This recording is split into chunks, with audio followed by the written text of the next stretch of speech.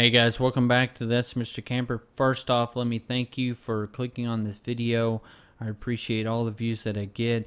If you have a comment or constructive piece to go about Gears of War and the way that it flows, the direction that they're moving, Gears of War 3, Gears of War Ultimate Edition, comments on Gears of War 4, I will be more than happy to cuss and discuss with you guys about the direction that Gears of War is going in.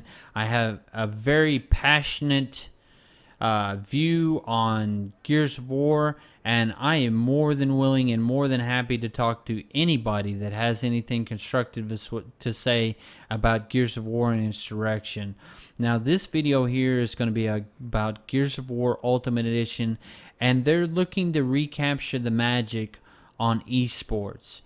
If you rewind to 8 or 9 years ago, Gears of War 1 was a cover-based rushdown game that was very popular. At one point in time, it was more popular than Call of Duty was. Call of Duty basically for the past 7 years has been the dominant driving force on esports, but Gears of War has really made a impression when it was Gears of War 1. Now, they reverted a little bit when they went to Gears of War 2, when they made it a little bit more about the Lancers and the crossing and hammer bursts, and they made it a campy, heavy, slow, drudge through kind of game, whereas that wasn't the case with Gears of War 1. It was a push people with the shotgun, because that was the most powerful weapon in the game if you know how to use it. A couple of the features that Gears of War has introduced for Gears of War Ultimate Edition that's going to make a huge difference for esports is Spectator Mode. Dual Spectator Mode allows two announcers to watch both teams at one time to make it a more lively commentary and a hell of a lot easier for the commentators to find the hot player on the field. They're able to toggle through a lot faster to find players that are running good with their shotgun or their sniper rifle, or they're able to make plays, their call-outs are great, or the leaders of the team. They're able to keep the flow of the game going. Even when nothing's happening, they're able to see different camera angles from each perspective that's on the map at one point in time. That's the reason why Spectator Mode, dual Spectator Mode, is so important to the aspect of what they've just introduced in Gears of War Ultimate Edition. The other deal is you're going to have to base a little bit of this on faith that dedicated servers, they say, are back for Gears of War Ultimate Edition. They had that in Gears of War 3, but you and I both know, because we played it a lot, that didn't always translate. Their definition of dedicated servers and our definition of dedicated servers really didn't pair up very well. Let's hope in the Gears of War Ultimate Edition it creates a more level playing field for the people's internet connections, especially the people that have really good internet connections compared to the people that have really crappy internet connections. The other deal here is they've introduced LAN compatibility. Now, according to GameSpot, Rod Ferguson announced in a preview of Gears of War Ultimate Edition, it would be the first Xbox One game to be LAN compatible. Well, what the hell does that mean? I'll tell you what it means. It means that a whole bunch of Xboxes basically can be connected together, and you're able to have tournaments and have gameplays without the introduction of internet, so you don't have to rely on the latency. These Gears of War games will be able to speak to each other almost automatically with zero latency between the Xbox One. So no one's bitching or complaining that their servers or their internet connection is bad. So it eliminates a huge weight off not only the players' minds but also the commentators' minds that this is a very evenly based connection. The other hugely fantastic deal is that they announced that they're placing Gears of War Ultimate Edition on the PC. Now, I have no zero illusions that this game is put on the PC to make money for Microsoft, but it does so much, a whole lot more than make Microsoft a whole lot of money. And I'm going to tell you the reason why. Why are you going to put it on PC? Why are you going to put it on the PC? Well, believe it or not, there's absolutely a huge market in PC games and PC exposure that's out there right now. There's games like Smite, there's games like Counter-Strike, there's a whole buttload of mouse click and keyboard action games that will be an open market for Gears of War Ultimate Edition, Gears of War 4, and the Gears of Wars that are going to follow that. Getting on PC is absolutely a fantastic move because they'll be able to prove to them that they deserve to be there in the ranks of the hierarchy of the multiplayer for PC.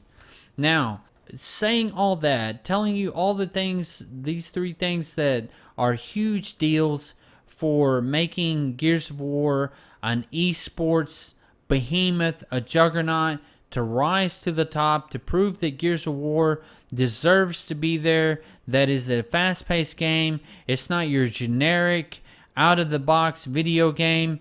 I think that Gears of War, as if you're watching this video, you're going to know that that's not the case. But here are a few things that you might not have noticed that they've added to the Ultimate Edition, and I believe that they're going to plan on connecting these to Gears of War 4 and maybe Gears of War 5 in the future. And what you're going to see here is that they've increased the analog sensitivity for Gears of War 1 from Gears of War 1 to the 30 levels of analog sensitivity. They did that to modernize the game and keep people moving and keep the pace up and show people that there's the shotgun and the Lancer and the ability to bounce through walls. Now, you do have to go to cover, but you can come off of that cover rather quickly and turn and shotgun, which keeps the pace and the flow of the game moving. The other deal is the addition of alternative controls and the tournament control schemes. No more rolling into walls is going to be a huge deal for a lot of players because they like to keep the movement speed up. Another addition to the Gears of War Ultimate Edition is putting spotting on the map. Now, a lot of Gears of War 1 purists, they don't like this. They say this is the reason why you have a team. And to a certain extent, I really do agree with that statement. But Gears of War 1, it needed to be revamped a little bit. I think that they've done a fantastic job of staying true to what Gears of War 1 was, but they had to update the game at least a little bit, and I think they've done a good job with that. Spotting is one thing that I think is great, that it not only helps the casual player, but will definitely increase the playability for a competitive player. The TapCon system has also been updated and revisited to be able to see through walls, the red and blue for the spotting, the TapCon system, be able to see where teammates are, be able to see where your weapon respawns are. Also, you're able to go into the private matches and adjust the active reload, the respawn timer, the self-revive timer, the weapon spawn times. Now, at least these couple of additions is fairly minor in the grand scheme of things, but they lay a large foundation over Gears of War 1 without changing Gears of War 1 too much to piss all of the hardcore original GAL 1 players off. Now, they didn't have to go through all of this effort. They didn't have to put it in 1080p. They didn't have to put it in 60 frames per second. They didn't have to adjust the lighting, the graphics, redo all the cutscenes, the action animations, add 17 more players to that is a progressive system to be able to build your experience as you level up in Gears of War. They didn't have to do all that. The reason why that they did all that was to increase the replayability of this game and to put this back on the esport tournament face of the franchise and put it in front of everybody to say that this is a beautiful game. It deserves vast recognition for what it is, what it was, and what it will become in the future. Now, Gears of War, the original and Ultimate Edition, they're not the same game. I will fully admit that. But they are very, very close, and they did the changes that they needed to make Gears of War 1 a relevant game again. Now, do I agree 100% with all of the changes that they've made to Gears of War 1? No, I don't. But some of the changes and the majority of the ports that they brought over, like the spotting and things like that, I think will increase the replayability, especially the Spectator Mode, the dedicated servers, and the addition of lands for competitive play is going to be a fantastic addition. The best thing to happen to Gears of War, let's face it, guys, when Gears of War Judgment dropped, it was an absolute travesty what they did to the Gears of War franchise. And I think that this is going to make a fantastic staple in the Gears of War future. Microsoft came in with a fat stack of cash. They opened their checkbook up, bought a Gears of War franchise that nobody planned on doing anything with. They didn't want to.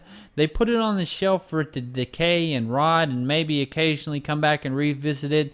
But Microsoft's big ultimate plan is to get this back to esports dominance, to make it a major contributor to tournaments, and to keep Gears of War alive from now until they get done with the franchise. And I think that the direction that they're headed and the changes that they've made are going to make Gears of War Ultimate Edition, Gears of War 4, 5, 6, and maybe 10 a fantastic experience, not only for the casual player, but it's definitely going to make it a huge addition for the competitive player, because you get to base everything off of skill now. It's not based off of long distance weapons. Sure, the boom shot and the sniper and frags, they're going to play a key role into tournaments, but the addition of LAN server, the LAN side of it, dedicated servers, spectator mode, and also them being able to manipulate the way that Gears of War is played to customize their tournament events is going to be a huge staple in making Gears of War a fantastic esports venue. Guys, I hope you enjoyed the video. Like, subscribe. Please leave me a comment below. I love talking to you guys. All of y'all that I've talked to so far in the comments has been absolutely fantastic. I hope you enjoyed the video. Please hit that like button if you enjoyed it. Leave me a comment and subscribe if you haven't. I appreciate it, and you guys have a fantastic, fantastic Gears of War week. Men's lag is not a good combination.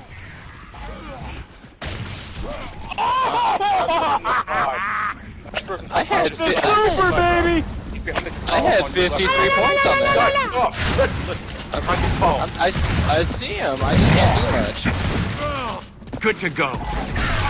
Holy shit! I downed him. I'm trying. I'm lagging so bad. We are yet you did the so good of humankind. I can't tell what's going on.